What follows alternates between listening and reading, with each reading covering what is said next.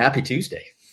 Oh, Hey. I'm all bouncy there. Did you see that? It's like I was having an earthquake when I hit my desk, but I didn't. And you know why. You know I'm in a little bit of a frantic today because I had what every one of us photographers hopes never happens. oh, did you ever? Yeah, so last night I got that blue screen of death from my desktop. Oh. And so what did I do? Did what everybody does. You call the family member that can help. So in the morning I called my brother who runs the IT at the local high school department, and he started working me through it. But here's what was so scary. Like, you know this, but they don't know this. So you and I had a wedding this weekend. Man, it was a great wedding. It was at a winery, an amazing winery. The venue was fantastic. Everything was great. But those pictures were on that computer, right? And I know what everybody's going to say. Yeah, don't you back them up and you don't? Yes. But you know what? It's the whole things happen, right? I showed you this morning. I went, oh, look at this. Here's my CF Express card. Just one of them, not two of them.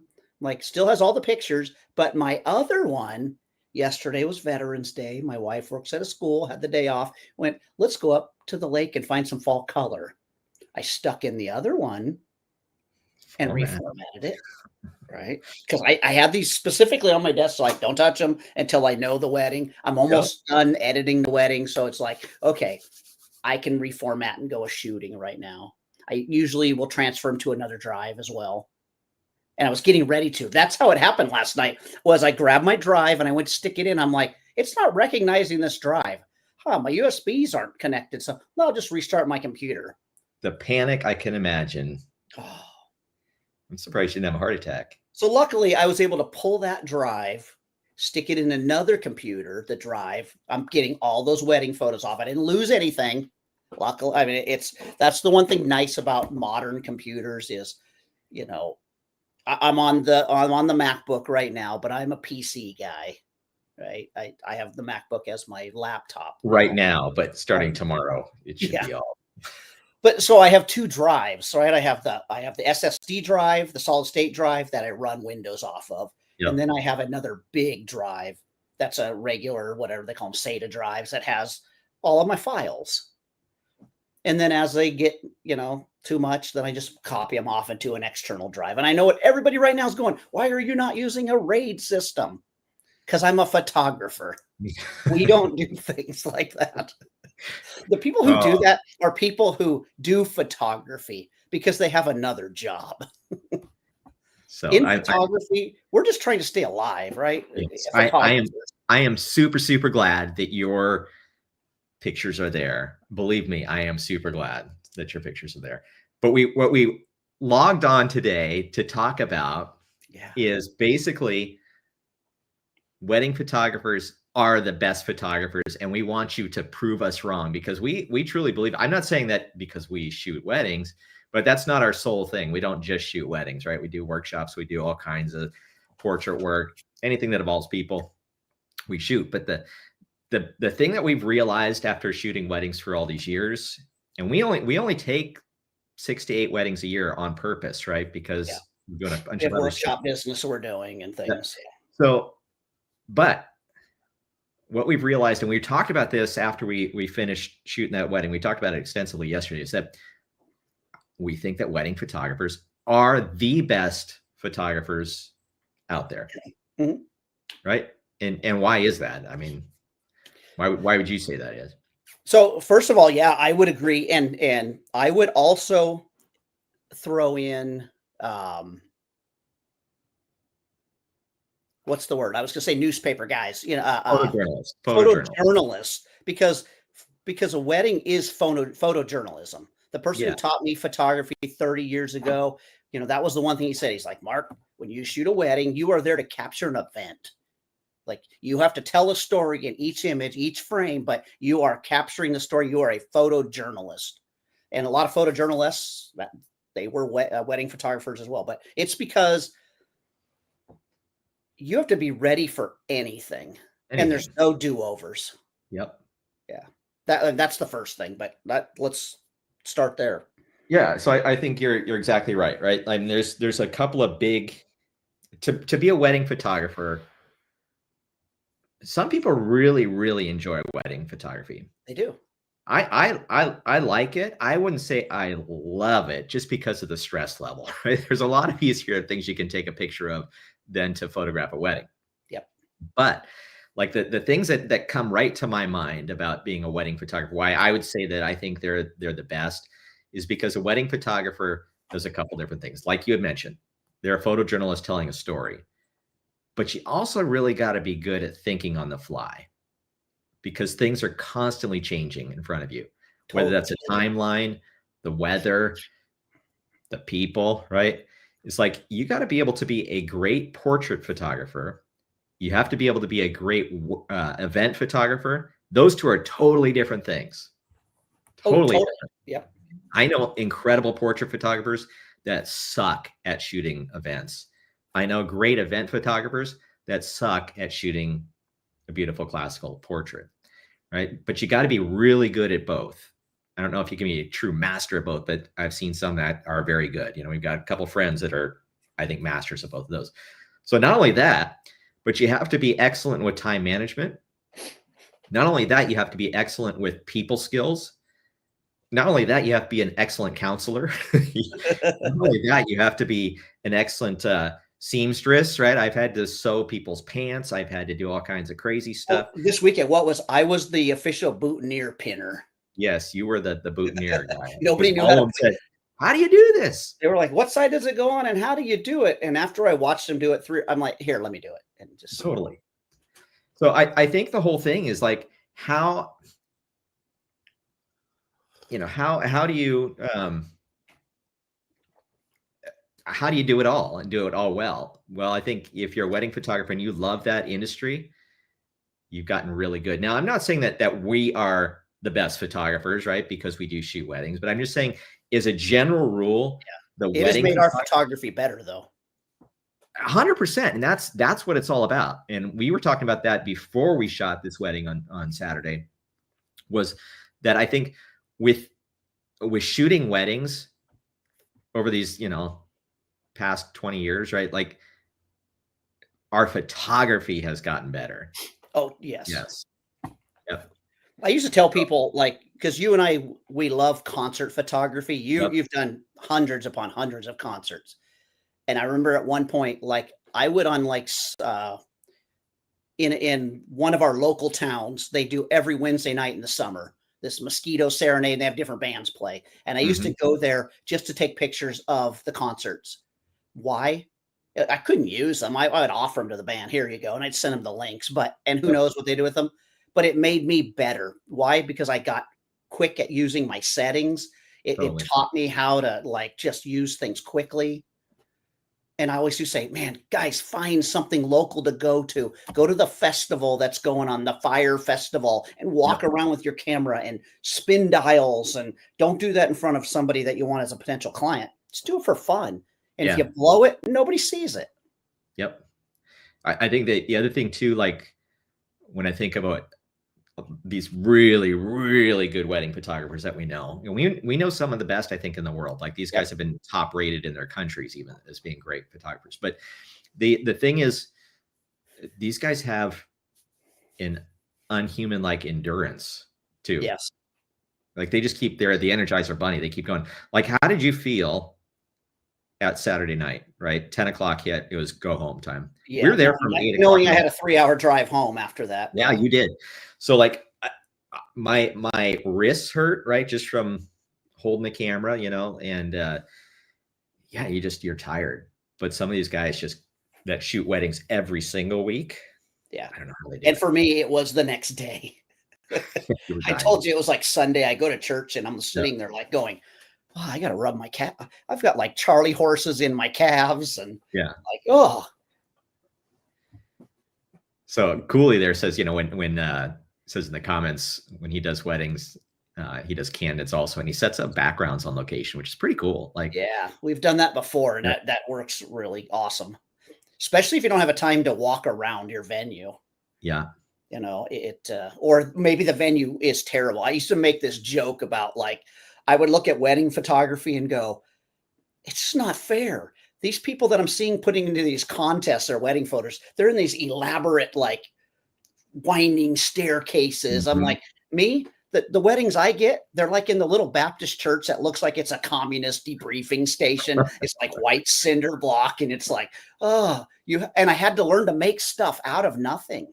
Mhm. And what a great way is you bring a backdrop to yourself. How many Yeah. times I know that I've done that too. It's like, okay, this is terrible, but I can't let it be terrible. Yeah. He's also asking if there's a way to sync your camera with a Canon selfie. I'm assuming a selfie printer. Oh, the printer, which we use when we go to, some of our Focus of a Child events. Yep. So, I don't know if you can, sync it so it's just automatically going to start printing Yeah, I as you're don't. taking pictures. I don't know if you would want it to do that either, but um, for us, like the real time delivery of anything printed, just I don't for the type of weddings we shoot, I don't think we would have time to do it. We are just talking about how that was one thing that we can bring up, and I don't want to like sidetrack the conversation totally, You but know, the Evoto's new. No, no, no. this was about like the quality of wedding photography that you see out there online and whether or not it's real or not, right? Yeah, So is it fake or is it real? But let's table that part for a lesson second. in fast thinking. It's Totally, man. It's like you just got to think quick on all this stuff. And that's a tough thing for a lot of people to do. And it's a discipline that we actually had to train our mind to just think on the fly and yeah, not necessarily shoot the style. This is going back to what makes a wedding photographer a great photographer, but the bride, who's the one that's really controlling this whole show, it's all about her, maybe likes a different style of photography than I'm 100% used to shooting or that I enjoy shooting. yeah. The hope is they're hiring you for your style, but that's Yeah, not always the, but the it's case. not always the case, right? There could be just that relationship link and that kind of stuff. But the thing is, you have to know how to shoot different styles and feel comfortable doing it, even though it's not maybe your style. But like, you got to know how to shoot kind of that. You and I call it the millennial style, where it's like open and airy Yeah, versus yeah. rich and Wide saturated. open, no lights, just bright. Yeah, because a lot of brides like that, and you better know how to shoot it. And so that's what makes a great photographer is they're well versed in all different styles, all different methods, all different lighting conditions. Yep, and we Even could go taking down that road because we agree with all of you when you're going to go, yeah, that's because Instagram's telling them it's bad photography on Instagram that's telling them this is what you need. right.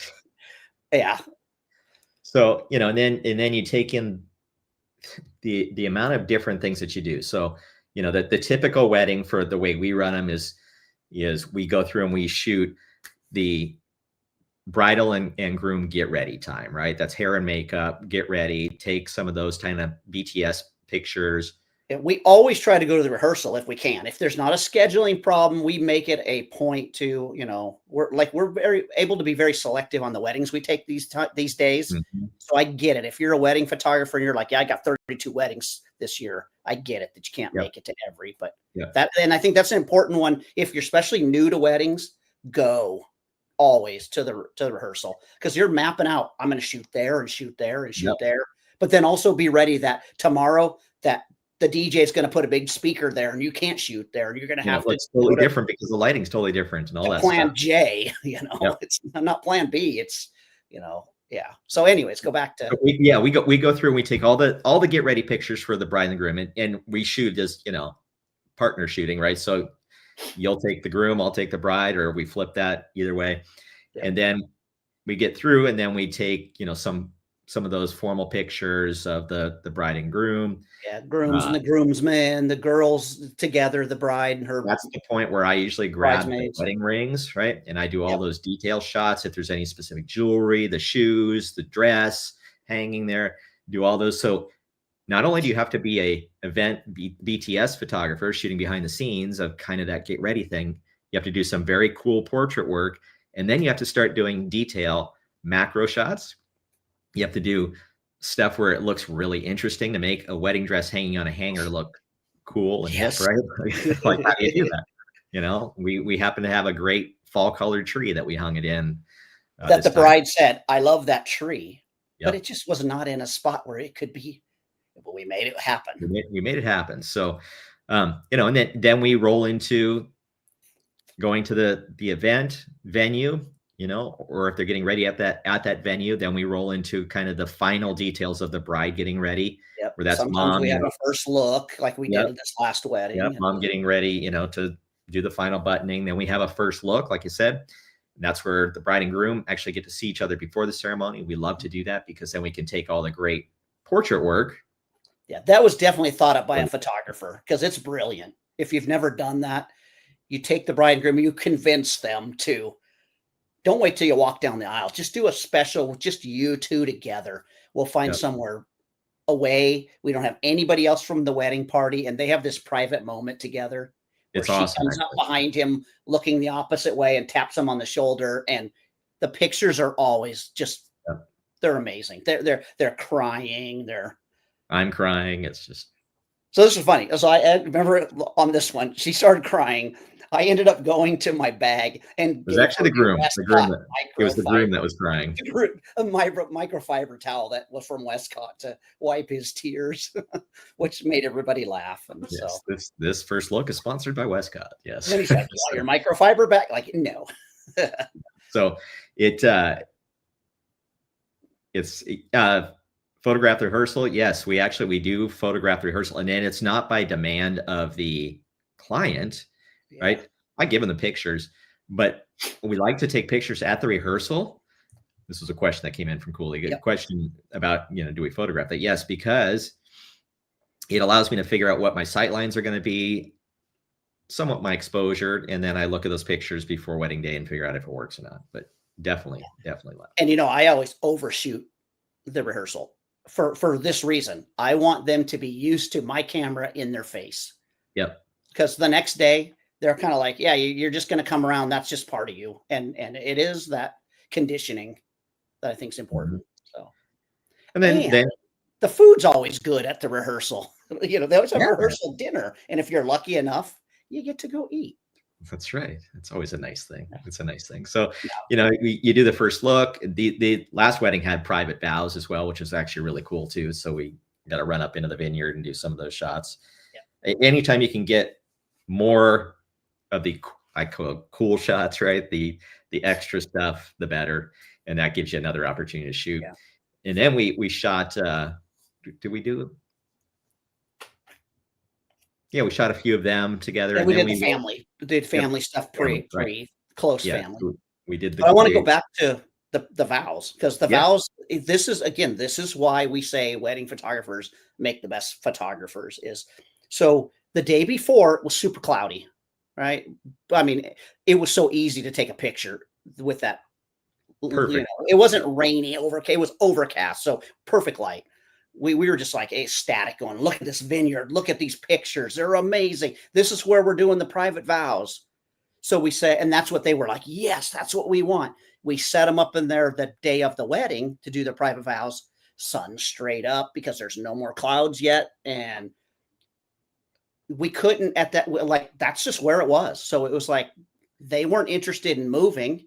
We couldn't explain to them. That would be dumb to, you need to move over here because the lighting is, it just was what it was, a middle of a field. Yep. And we had to adjust. And again, that's what makes wedding photographers so good, is just the fact that on the fly, you don't get to go time out, stop the clock, stop the guests. We're not going to do it there because the say, give us another half hour. No, you say it's go time. And you just have to go, okay, I'm moving this over here. I'm standing over here. I'm shooting this way now. Yep. It just happens. And you've got to roll with it. And I find that I'm more mentally tired than I am physically tired. Mm-hmm. Because I know you do the same thing. The entire time you're thinking about the next shot. And I'm going, okay, when they go here, we're going to walk over to that big rock. And we go to the big rock. I need to make sure that this light's with me, and we turn them this way. And I'm looking at the big rock going, is that light spilling on part of that rock? Oh, no. And then you're looking at the sun. So you're just constantly, your brain never stops. It's just going, there's a cool spot. And you're managing the people too, right? And you're trying to manage at the same time. Yeah. So you got the wedding coordinator going, guys, you have 10 more minutes. Yeah, you're looking at your clock. You have to do all the family pictures. So it's good. So you learn to, just, you have to learn to roll. Yep. Make things happen. And you will never do that, just like taking your kids out and going, I'm going to go shoot with my family. That's a good place to practice. But when you get the pressure of a wedding or any type of event where you can't stop them and back them up, it makes you just like, a better photographer. Yep. Yeah. How much light do we take? What's that? Everything. Oh yeah. Lights. So, we're Westcott Top Pros, and we use all Westcott gear, and we basically bring with us at the wedding everything that we have, right? Everything from speed lights to, constant lights to 100-watt monolights to constant lights to everything. So like the wedding itself, the ceremony, we don't use any lights. Don't use It's any natural light. It's obviously what it is. Reception, a lot of times we'll throw constants. We used to use a lot of speed lights, but we find now it's less distracting to just throw up a constant light, like crossways across the dance floor, and throw a little softbox on it to get all the toasts. And when we can control that direction, it just works well. Yep. Because like reception time, which you were mentioning, the constant lights, LED lights, like that is truly event work, or that's straight up event photography. All you're doing is capturing the event and what's going to happen organically falling into place. There's nothing really pre-planned other than speeches are going to happen this time. Yeah. Yep. Meal's going to happen. Up to you to be in the right spot. Yeah. Yeah. So yeah. And it's funny, like when you think of wedding photography, the ceremony, those pictures, that's the easiest part of the day. It really is. Like, it happens fast, it's usually half an hour or less, the actual ceremony. And it's funny because you spend all day there. And what should be the most important, longest thing is really the shortest and the easiest to shoot. Yeah. Because that is the static portrait work, right? The thing that I think sets apart a great wedding photographer from an event photographer that's trying to capture a wedding is the wedding photographer is able to identify emotion within the attendees, right? Mom, dad, those type of thing. So I think, when you think of that, like just a great wedding photographer isn't just looking at the bride and groom, but they're looking at everything going on within that and capturing, building that story, because it is is boring the right word? The ceremony for a photographer is a little boring. Well, after the first 4 minutes, once you've like taken the U loop, from one side to the other, and you've shot everything, yep, then it just becomes, okay, I guess maybe something new will pop up. Yeah, I find after the first 15 minutes, I'm trying to find, okay, what if I lay down on the ground and exactly. So, but that is where the good shots come from. They do. And again, that is another reason why wedding photographers are so good at photography, because yes, you can't just go, I got them, I'm done. No, you have to go, I'm missing something here. Yeah. Oh, maybe if I shoot through these flowers, through this candle. I always like it to like, my brain goes, okay, I need to get way in the back. I need to put my 70-200 on, shoot through the crowd, compress the crowd so that the bride has a shot that looks like their wedding was full with a lot of people. And it emphasizes that, shot. And that's what I'm thinking. Maybe no bride ever cares, but I care. Like, I want her to have that option of not going, oh, there wasn't very many people at my wedding. Yeah. You look at this and you've shot through 8 rows of people. It looks like there's a crowd there. And that's exactly what a photojournalist would do. Yep. Okay. So here's the thing that, my 2 least favorite things to shoot at a wedding. And I'm going to go through the first least favorite thing is immediately following the ceremonies. That's when we do the important people shots, right? So usually they're direct family, the big family, or they have very close friends that they want to include in that. So it's the big family shots. Why do I despise that time?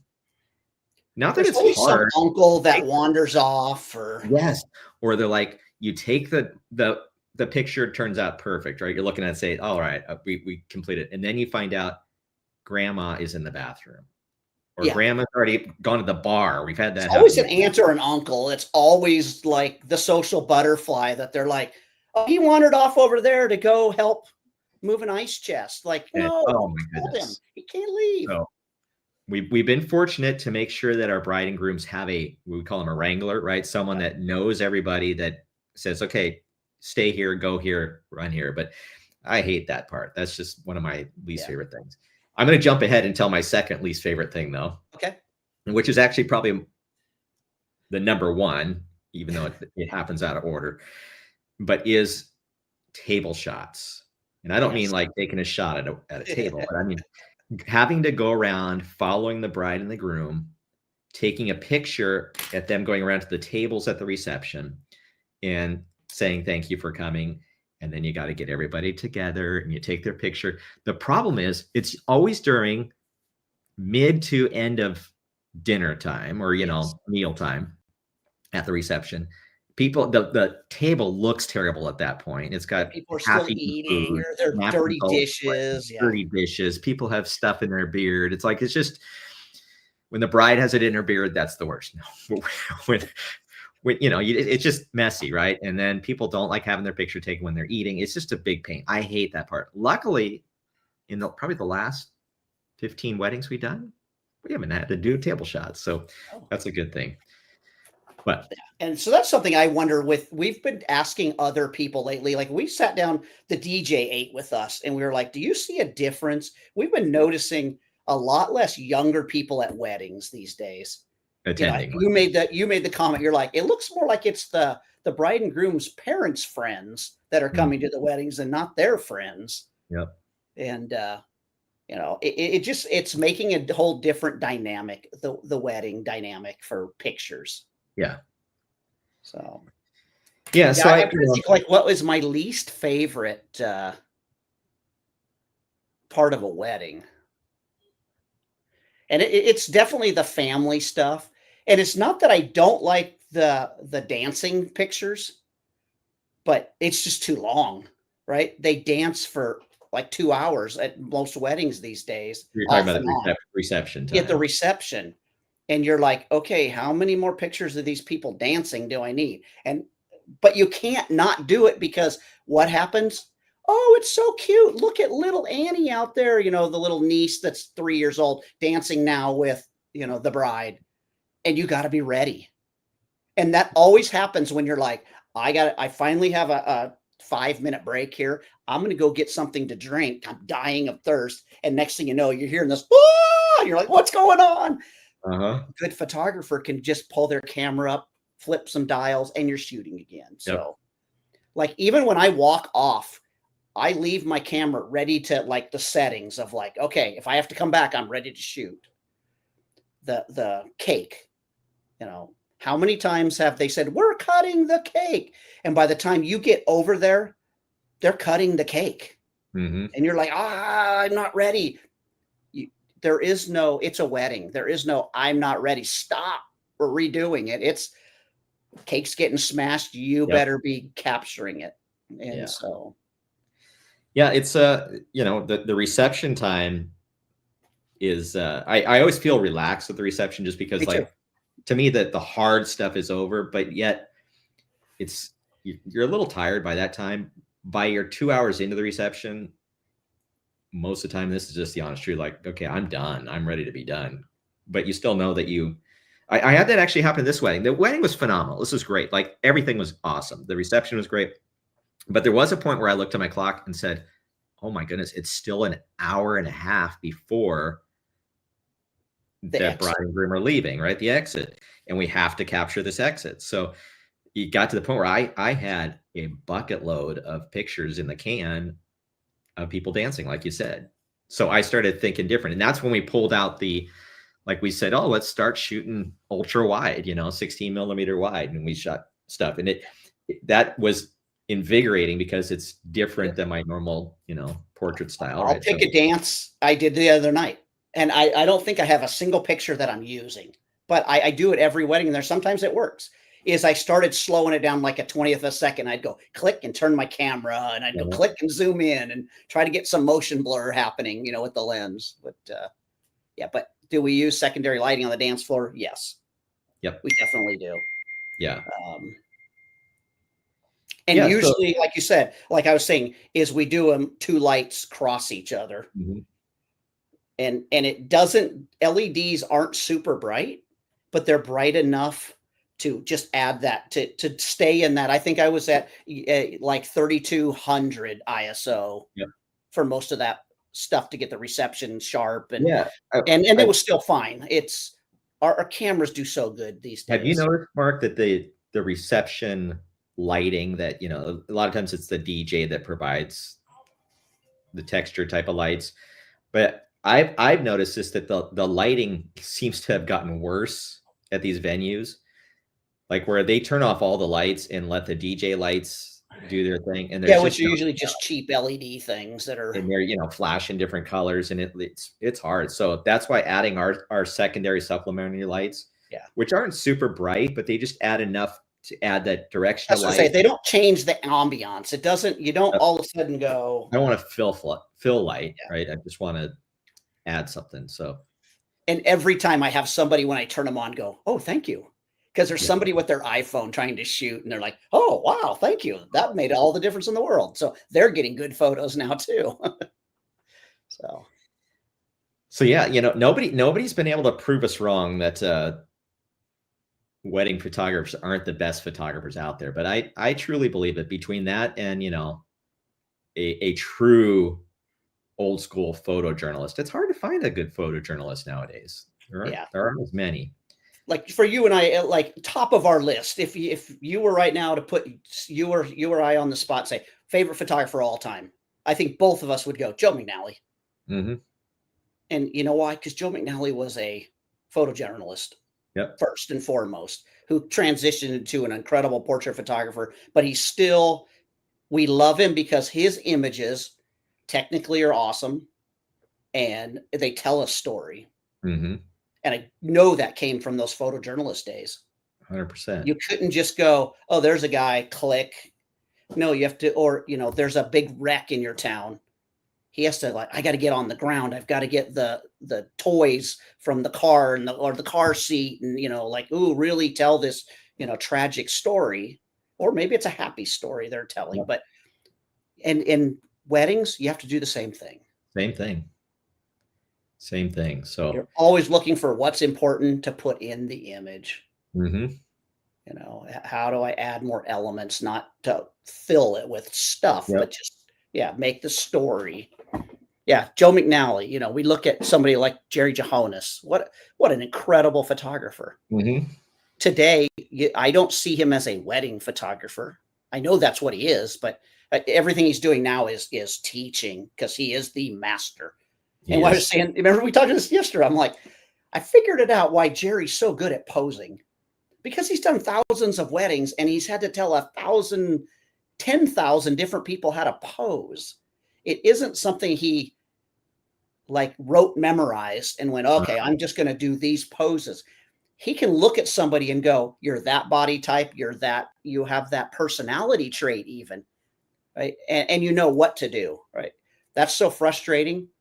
And that's probably the number one thing at workshops people ask us. Whenever we say, what do you guys want to learn? First thing is always posing, because we know what happens, because we've done enough weddings, enough events. Here, just lightly touch your hand up to your chin. Like I can do that and go, I'm thinking you're going to do it. And what happens? There's personality type that you say, just lightly touch it. Oh, no, dancer, beautiful hands. Mm-hmm. No. There's just always, but somebody like a Jerry, has done it so often that he's learned what prompts work for him. Yep. And I'm learning what prompts work for me. Lately, you'll hear me say okay, I want you just to lightly touch your face.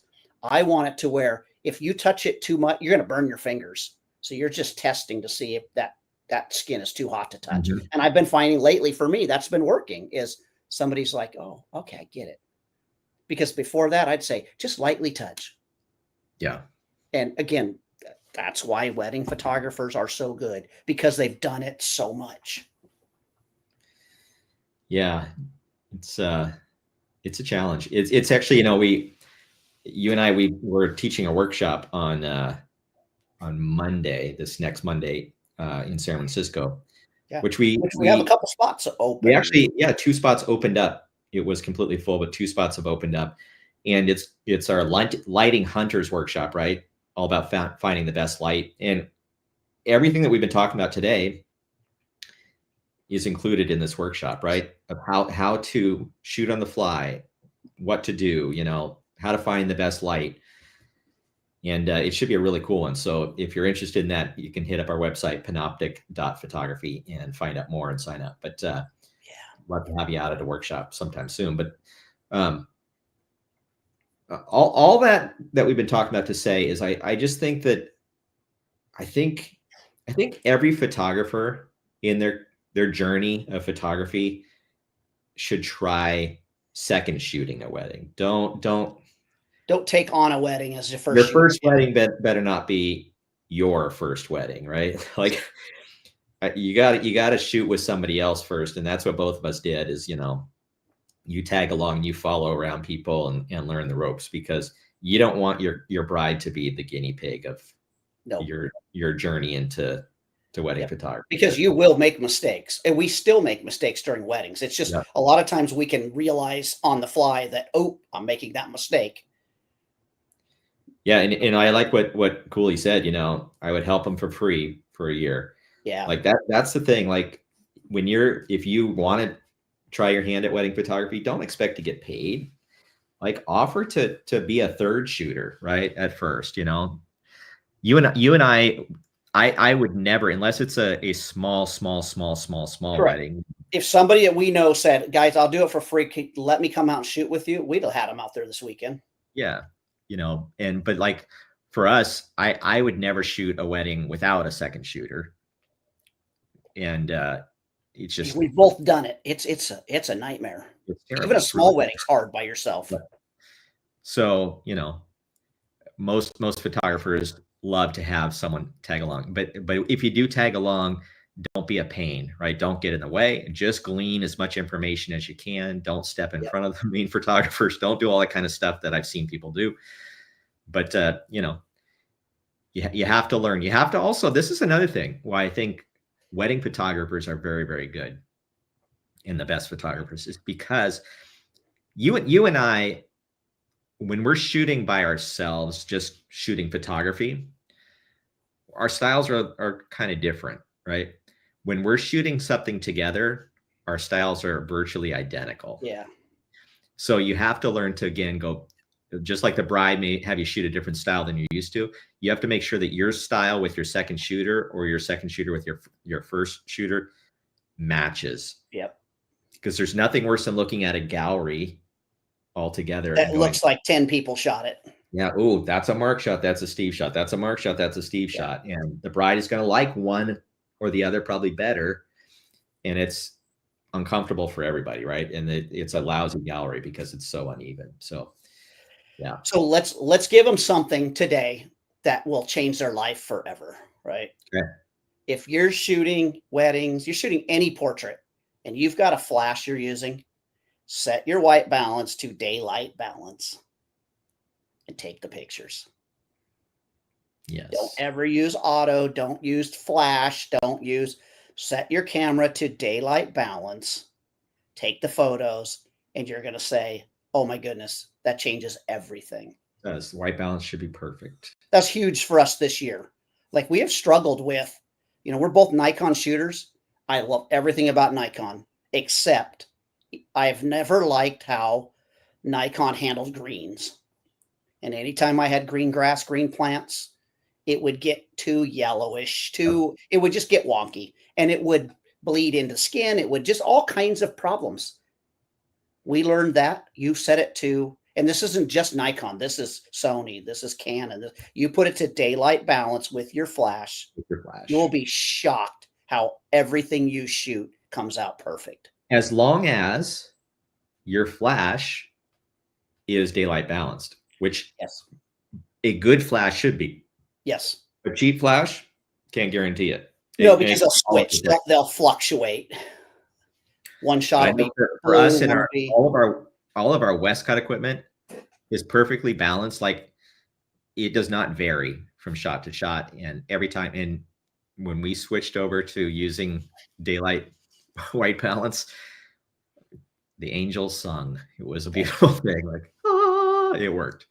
So It's funny yeah. because my computer broke, and I don't normally shoot this view. I have my MacBook on a stand here in front of me, but you said angels, right up here. Like, this is John. This is the guy who taught me everything about photography. And yeah, every day I stare at that picture at my desk, and I remember those lessons that he taught me. Yep. So, and part of the lesson was you got to have thick skin, and you have to take criticism. Mm-hmm. You know, I've told people this story before that have followed us, that I used to go on Fridays. John and I would grab lunch, then we'd go back to his house, and he'd say, "Give me the thumb drive." And I'd give him a thumb drive of everything I took that week, and he'd stick them in, and he'd go, let me see. Do you think this is a good photo? And I'd go, yeah, I think so. You think it's exposed right? Yeah, I think so. All right. I don't. You're a Mm-hmm. half stop underexposed. If you would have cropped it this way, and he would pull out cropping guides, and he would just like, did you think about this? Why did you leave that in? Tell me why you left it in. How come you didn't? I saw in the picture before you had this great object back there. Why is that not part of the story? Well, because I just didn't think about it. Yeah, you weren't thinking. It was that tough, but it made me a better photographer. Yeah. And we had rules ahead of time where he was like, I'm going to be tough on you, and you got to be able to take it. Yep.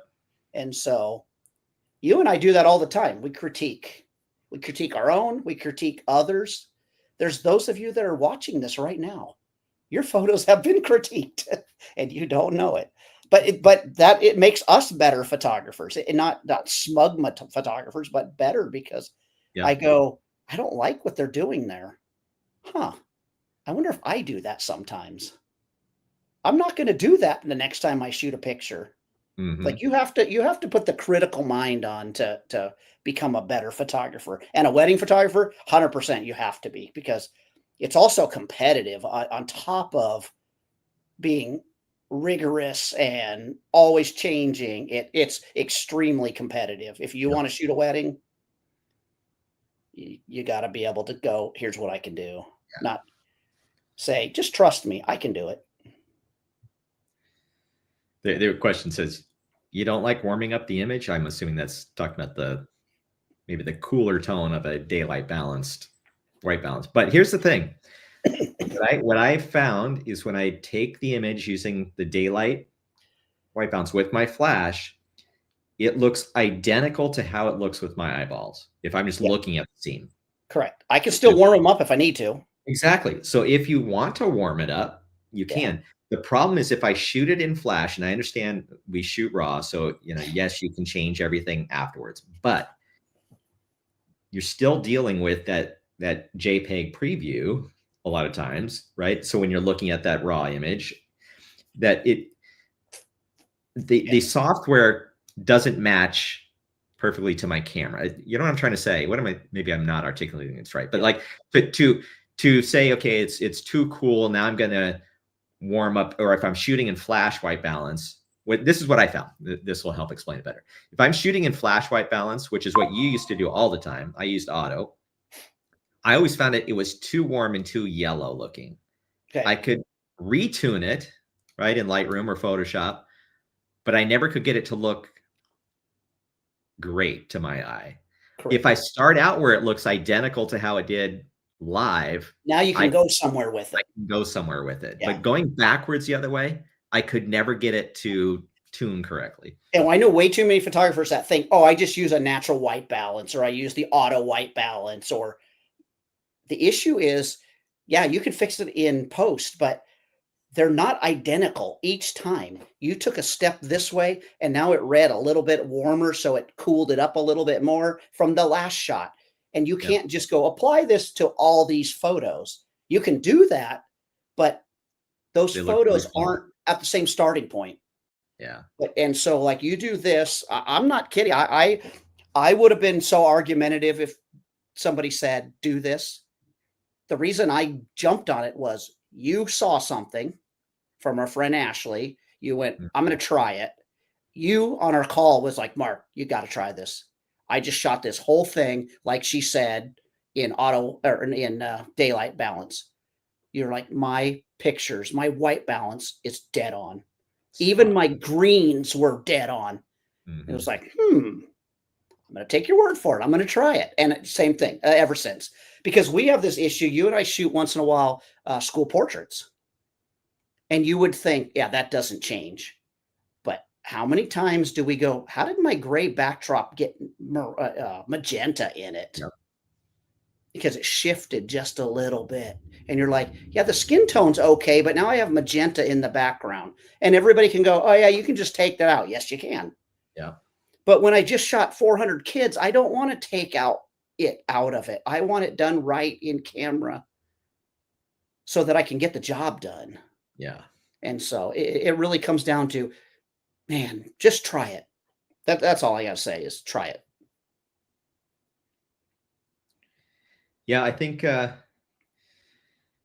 nobody has convinced me that wedding photographers aren't the best photographers in general. So we're going to leave it there and say wedding photographers are the best photographers. That's right. We're not necessarily the best wedding photographers, but I just know that shooting weddings has helped me immensely in all areas of photography. And I just think that those guys that are great wedding photographers are just great photographers. They can shoot anything. 100%. They can shoot anything.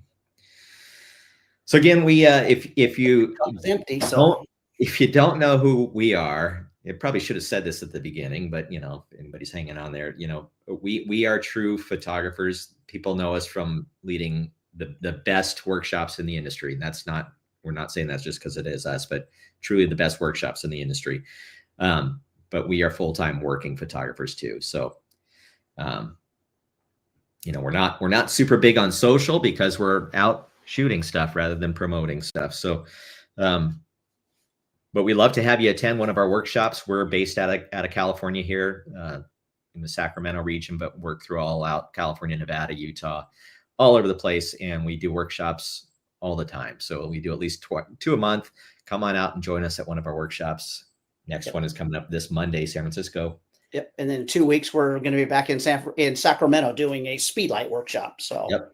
Speedlight. 2 opportunities. Yes. And that one's the Saturday after Thanksgiving, which is always super, super awesome day to do a workshop. What a strong light stand. I'll tell you what. There's only one light stand to own. Yes. And that is the Cheetah Stand C12. Yep. Best stand. And if you're a wedding photographer and if you're not using a Cheetah stand, what are you doing with your life? Because oh my goodness. Yeah. Okay. Let's not go down that road because I'll never end. Like this last wedding, every time I'd move my light, I'm like, I love my Cheetah stand. I love my Cheetah stand. Every time I pick it up, that's what was happening in my brain. I love my Cheetah stand. Yep. Super stable stand, but the best part is the retractable, self-retracting legs. Yeah, you lift it. I actually real quick. I know you didn't want to go down the rabbit trail because we got a code that'll give you another 10 off on that. So yeah, you can DM us and we'll send you a code that will get you 10% off the Cheetah stand. But this was the coolest thing. So at the reception time, I had one of the LED lights on my Cheetah stand over in between 2 chairs in the corner. By the time I went to move my light, there was 5 people sitting in that little corner in chairs. And they all went, we have to, we'll get up. And you're like, no. Yes. So no, I picked it up. The legs auto retracted, walked right in between them, and away I went. It was awesome. Like it just that moment. I wish I had been filming myself because it would have been a great commercial for them of just how awesome that stand is. But it would not have been fair to our bride to go pause your wedding so we can make content. we filmed a little commercial for the Westcott. the little giveaway item, which they give away at trade shows and stuff, which is the little lens cleaner. But we talked about the story. If you came in late, we talked about a story. It was funny. This last wedding, but the crying groom. You'll have to watch the review of this video. But anyways, that's it for today. Yep. We've jabbered for 50 minutes. Time goes fast when you're having fun talking about what you love. But all right, well, we got to get some work done. Yep. Go out and shoot something. But as always, yeah, the C12 is the stand, Cooley. Yes, the 12. Yeah. Like I say, if you need a discount code, you can give us a holler and we'll shoot you a code. But anyways, don't forget, here's the most important thing about being the best photographer you can be is Don't don't be be lazy. That's right. Until next time, everybody, look forward to seeing you again and out at one of our workshops. All right. See ya. Happy trails.